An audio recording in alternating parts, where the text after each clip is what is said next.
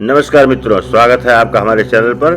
आज हम आपको लेकर चलेंगे एक आध्यात्मिक यात्रा पर। जी हाँ, आज हम बात कर रहे हैं कार्तिक महात्म्य के प्रथम अध्याय की, जिसके पावन कथा का हम श्रवण करेंगे। यह कथा हमें भक्ति, धर्म और जीवन के उच्च आदर्शों के मार्ग पर चलने के लिए प्रेरित करती है। तो चलिए इस दिव्य और प्रेरणादायक कथा का आनंद लेते हैं और इसे अपने जीवन में उतारने का प्रयास करते हैं। दोस्तों, आपका हमारे चैनल में स्वागत है। हम लेकर आए हैं कार्तिक माह महात्म्य पहला अध्याय, जो कि कुछ इस प्रकार है। मैं सिमरू माता शारदा, बैठे जिह्वा आए, कार्तिक मास की कथा लिखे कमल हर्षाए। नैमिषारण्य तीर्थ में श्री सूत जी ने 88,000 सौनकादि ऋषियों से कहा, अब मैं आपको कार्तिक मास की कथा विस्तार पूर्वक सुनाता हूँ, जिसका श्रवण करने से मनुष्य के सभी पाप नष्ट हो जाते हैं और अंत समय में वैकुंठ धाम की प्राप्ति होती है। प्रेम से बोलो भगवान विष्णु की जय।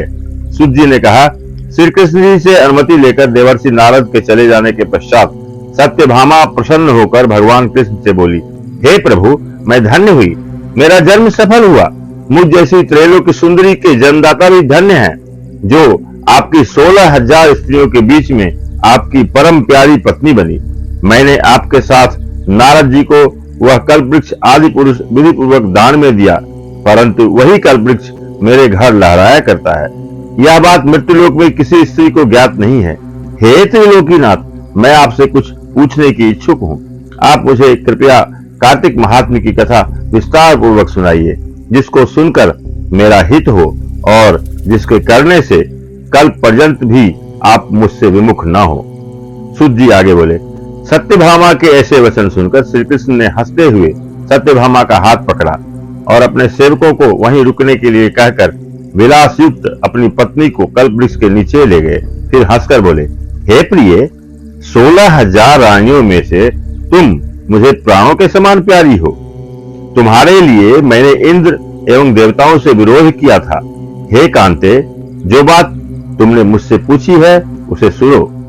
एक दिन मैंने तुम्हारी इच्छा पूर्ति के लिए गरुड़ पर सवार होकर इंद्रलोक जाकर कल्पवृक्ष मांगा। इंद्र द्वारा मना किए जाने पर इंद्र एवं गरुड़ में घोर संग्राम हुआ और गौलोक में भी गरुड़ जी गौओं से युद्ध किया। गरुड़ की चोट से उनके कान एवं पूंछ कटकर गिरने लगे, जिससे 3 वस्तुएं उत्पन्न हुई। कान से तंबाकू, पूंछ से गोभी और रक्त से मेहंदी बनी। इन तीनों का प्रयोग करने वाले को मोक्ष नहीं मिलता। तब गौओं ने भी क्रोधित होकर गरुड़ पर वार किया, जिससे उनके 3 पंख टूटकर गिर गए। इनके पहले पंख में नीलकंठ, दूसरे से मोर और तीसरे से चकवा चकवी उत्पन्न हुए। हे प्रिय, इन तीनों का दर्शन करने मात्र से ही शुभ फल प्राप्त हो जाता है।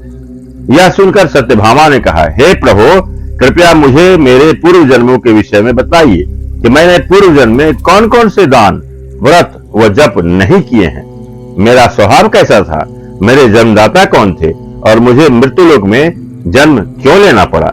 मैंने ऐसा कौन सा पुण्य कार्य किया था जिससे मैं आपकी अर्धांगिनी हुई। श्री कृष्ण ने कहा, हे प्रिय, अब मैं तुम्हारे द्वारा पूर्व जन्म में किए गए पुण्य कर्मों को विस्तार पूर्वक कहता हूँ, उसे सुनो। पूर्व समय में सतयुग के अंत में मायापुरी में अत्रि गोत्र में वेद वेदांत का ज्ञाता देव शर्मा नामक एक ब्राह्मण निवास करता था।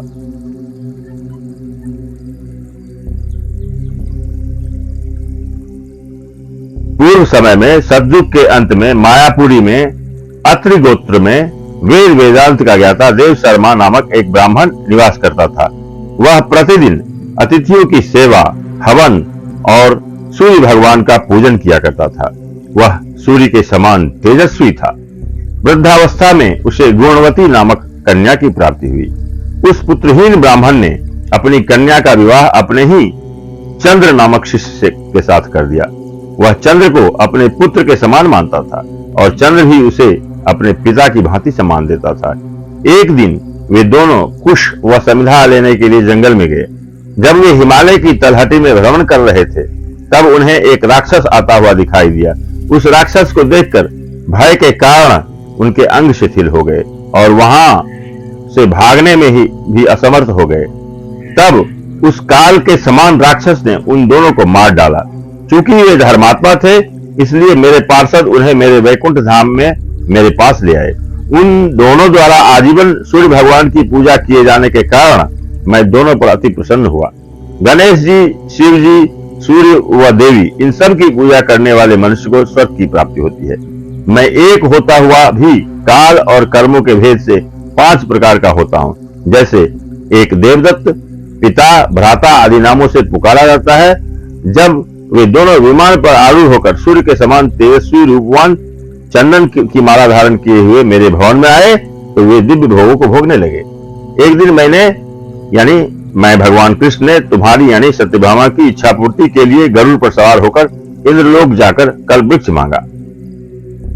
तो इस तरह से आज ये पहला अध्याय समाप्त हुआ।